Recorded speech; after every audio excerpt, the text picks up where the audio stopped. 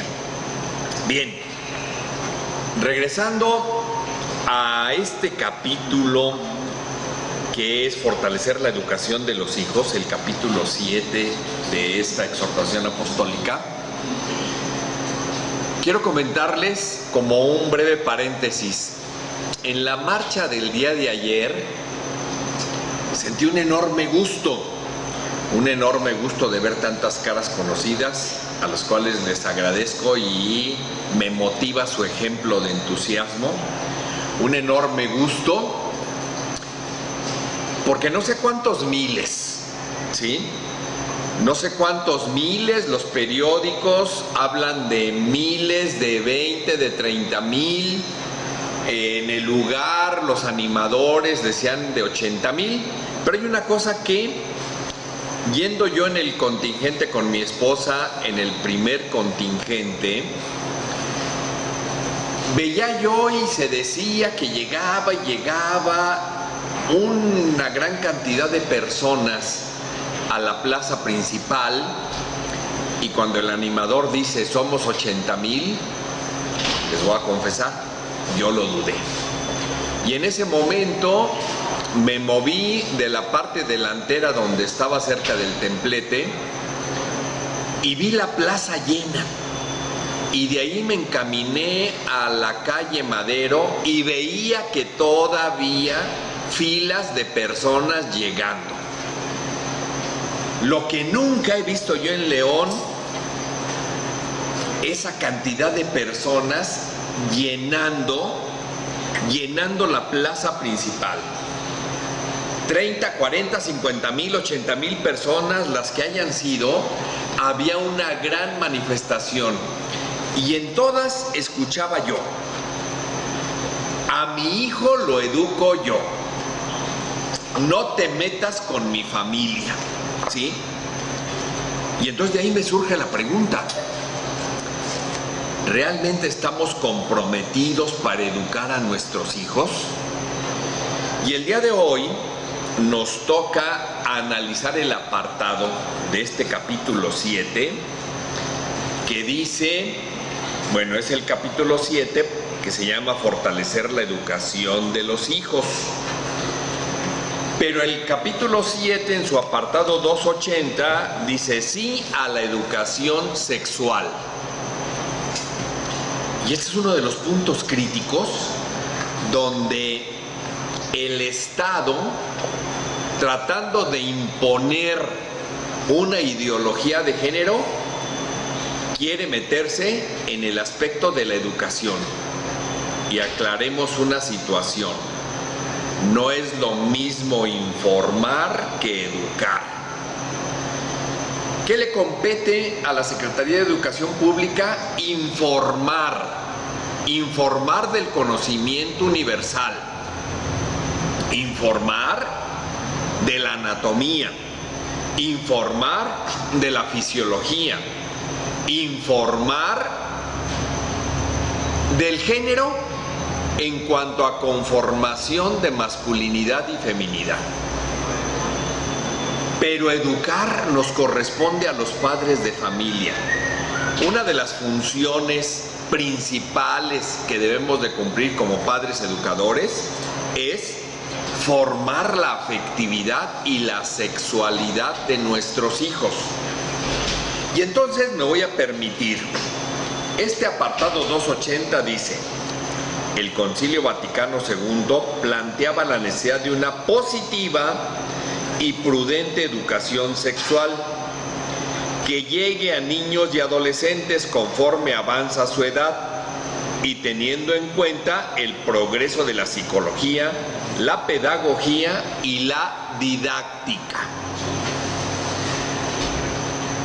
Cuando hace hincapié en el progreso de la psicología, la pedagogía y la didáctica, nos damos cuenta que en el conocimiento universal, y esto no lo digo yo, lo dice la Asociación Americana de Psiquiatría, la sexualidad humana, independientemente de su religiosidad, en su psicología tiene tres componentes: la identidad, el rol y la preferencia.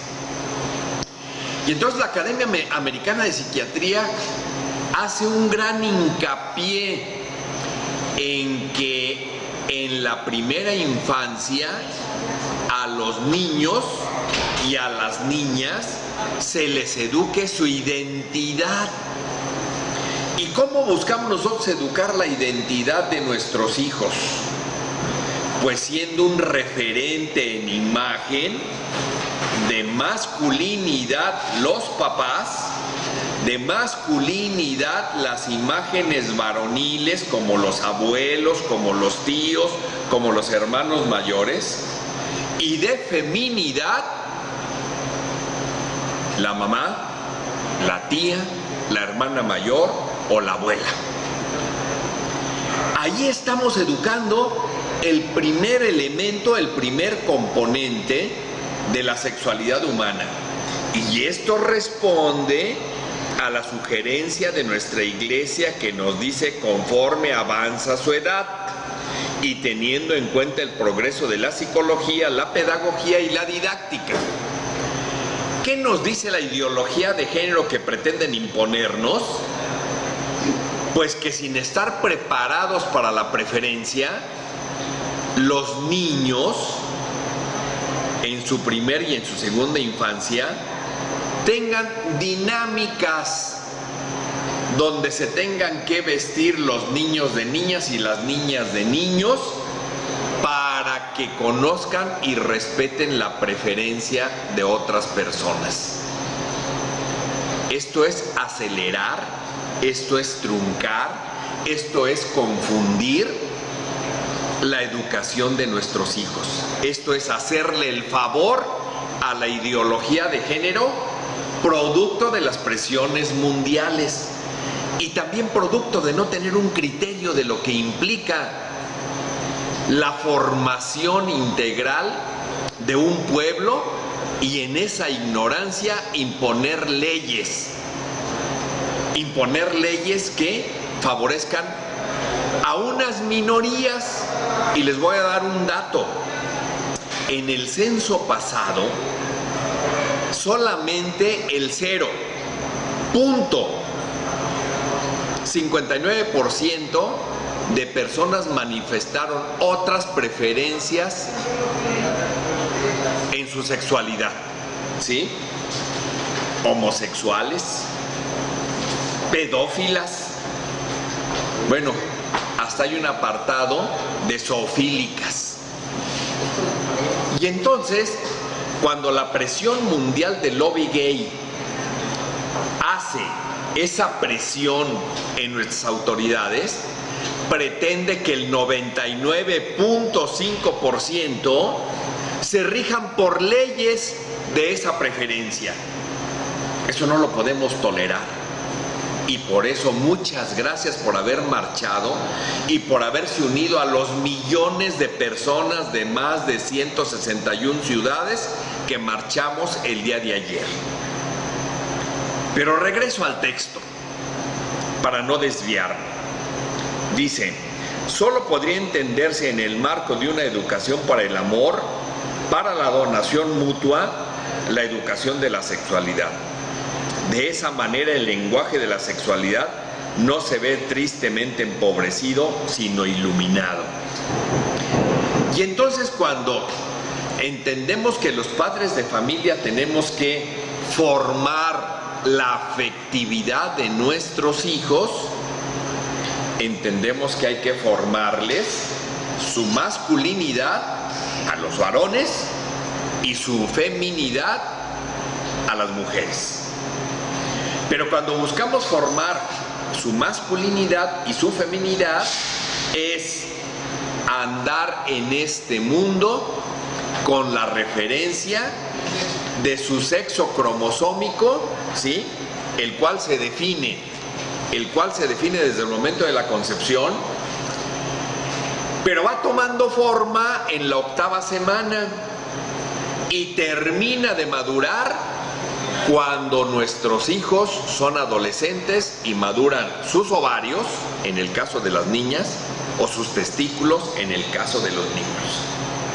ahí se va madurando el sexo cromosómico, que se define desde el principio, ¿sí? O sea, en este mundo solamente podemos estar como hombres o como mujeres, ¿sí?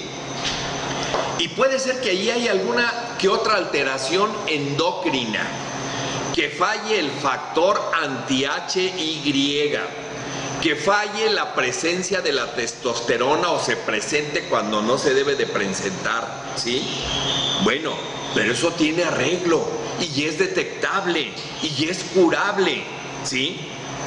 Pero donde podemos fallar es en este segundo elemento de la sexualidad humana, que es formar el rol de la masculinidad y la feminidad. ¿Para qué? Para que en las relaciones humanas en los diferentes sexos tengamos muy claro que hay que respetar la dignidad de la persona masculina o la dignidad de la persona femenina. Tengamos muy claro que hay que conocer cómo nos comportamos los varones y cómo se comportan las mujeres, porque en dignidad humana somos iguales, pero en comportamiento no, ¿sí?